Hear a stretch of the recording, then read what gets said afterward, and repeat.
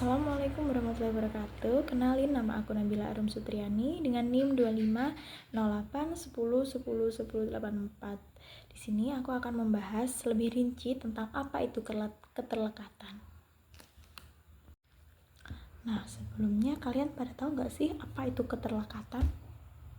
Materi ini tuh ada di matkul sosial politik dan ekonomi politik. Nah, aku jelasin ya keterlekatan itu apa.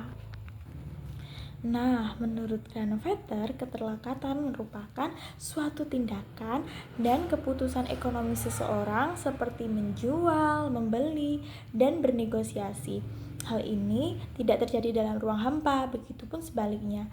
Hal ini saling terikat dan saling terlekat satu sama lain antar setiap individu yang bersosialisasi. Granovetter juga menemukan dua pandangan ekstrim terkait keterlekatan. Yang pertama, over sosialis, dan yang kedua, under sosialis. Yang pertama ada over sosialis, yaitu di mana seseorang sepenuhnya dikendalikan oleh budaya, norma, dan nilai yang terkandung di dalam masyarakat.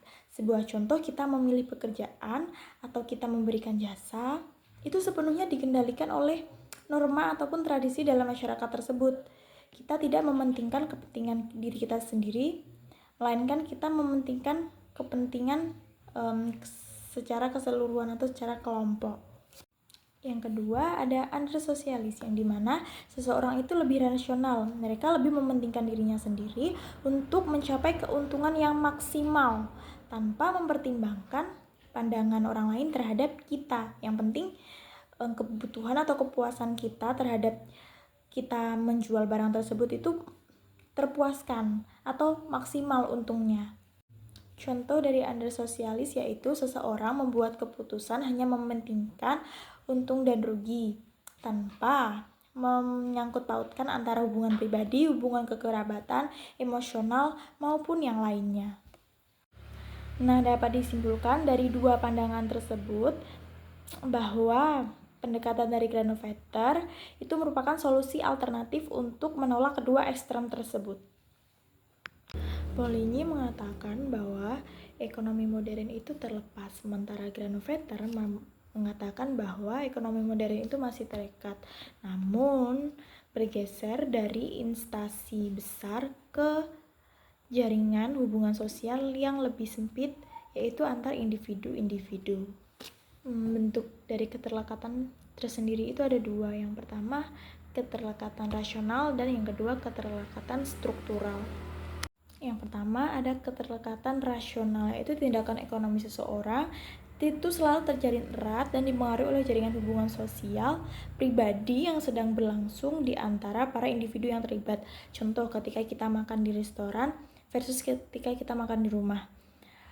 Ketika kita makan di restoran, otomatis secara naluri kita akan bersikap lebih sopan karena kita akan membentuk atau membuat citra diri kita di hadapan orang lain, sehingga tindakan ini terikat pada norma sosial, bukan hanya pada kebutuhan biologis semata.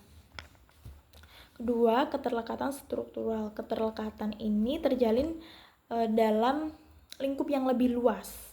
Contoh keterlekatan struktural yaitu ketika kita melihat mobil. Ketika kita melihat mobil, kita tidak hanya melihat mobil tersebut utuh, tapi kita melihat berbagai macam susunan bahan-bahan atau komponen-komponen dari mobil tersebut seperti karet, besi, dan lain-lain. Nah, tetapi ketika kita melihat barang-barang tersebut tersusun dan ditata menjadi bentuk atau pola yang terorganisir atau terstruktur dan berfungsi, pada pola inilah yang kita sebut sebagai pola struktural. Perbandingan pendekatan keterlekatan dengan perbandingan lainnya. Yang pertama, memiliki tujuan dan maksud yang jelas. Yang kedua, menghitung untung atau rugi. Karena setiap kita mengeluarkan biaya, kita harus memanfaatkan atau memerinci barang tersebut sesuai dengan prosedur yang kita taati. Yang ketiga, memaksimalkan tindakan yang kita yakini bahwa kedepannya akan memberikan dampak atau efek yang positif. Dan yang subtema terakhir yaitu keterlekatan versus ekonomi institusi baru. Pada teoritis ekonomi institusi baru memahami bahwa efisiensi sebagai kemampuan suatu institusi untuk meminimalkan biaya transaksi yang terjadi selama kegiatan ekonomi berlangsung. Nah, sekian penjelasan saya tentang keterlekatan pada mata kuliah Sosiologi dan Ekonomi Politik. Sebelumnya, bila ada salah kata maupun kurang rincinya penjelasan, mohon dimaklumi. Wassalamualaikum warahmatullahi wabarakatuh.